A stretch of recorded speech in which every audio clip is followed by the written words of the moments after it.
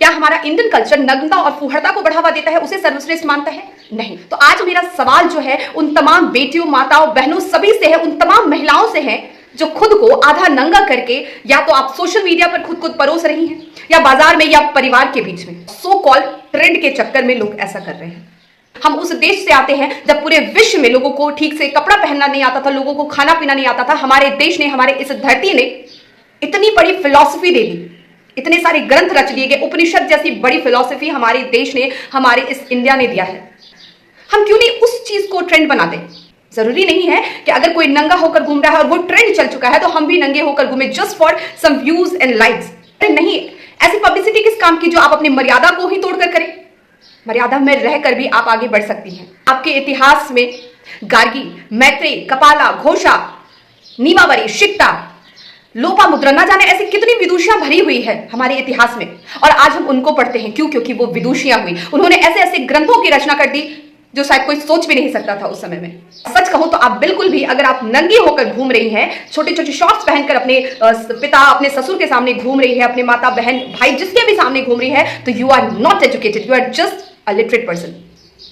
क्योंकि लिटरेसी अलग चीज है एंड एजुकेशन लेना अलग चीज है। मैं डैम श्योर बता सकती हूँ कि आप भले ही फूहड़ता जैसी हॉट पैंट एंड नंगी छोटी छोटी कपड़े पहन के निकलती होंगे, लेकिन आपके सामने से अगर बिल्ली क्रॉस कर जाए तो आप वहीं रुक जाएंगे। क्योंकि आप सोच से आज भी पिछड़ी हुई हैं, आप सोच से आज भी अंधविश्वास में जकड़ी हुई हैं। आप भले ही छोटे छोटे कपड़े पहनकर खुद को मॉडर्न साबित करिए, और मैं डैम श्योर कह सकती हूँ कि आपके पैर में एक काला धागा भी रहता होगा, ये करने के लिए कि मैं नजर से बच सकूं, मुझे चोट ना लगे, जो भी आपका लॉजिक होता होगा। तो आप अंधविश्वास में जकड़ी हुई है and you are calling yourself a modern person.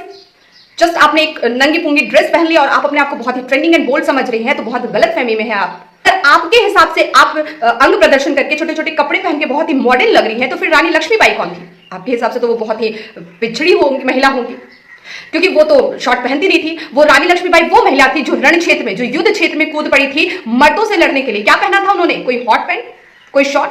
उनको दिक्कत हो सकती थी, वो कह सकती थी कि भाई मुझे युद्ध मैदान में लड़ना है तो मैं शॉर्ट पहनकर जाऊंगी। उन्होंने साड़ी पहना था और साड़ी बांधकर वो युद्ध के क्षेत्र में लड़ी थी और सबको लोहा दिया था। सावित्री बाई फुले, जिन्होंने समाज में लड़कियों के लिए आवाज उठाई, पूरी समाज से वो लड़ी, क्या पहनकर घूमती थी? शॉर्ट्स नहीं, साड़ी में घूमती थी। अरे द्रौपदी का तो चीरहरण हुआ था, आप तो खुद ही खुद का चीरहरण करके दिखा रही हैं कि देखो ये है मेरा तन, ऐसा है मेरा तन।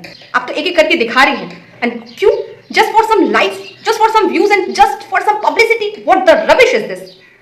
कि आप इसको मॉडर्निटी कहते हैं, आप इसे मॉडर्न समझते हैं? तो पढ़िए ना अपने इतिहास को, ट्रेंड में चला दीजिए ना, अपने देश की उन गौरवान्वित महिलाओं का ट्रेंड चला दीजिए ना, ताकि हमारा भी सर ऊंचा हो सके।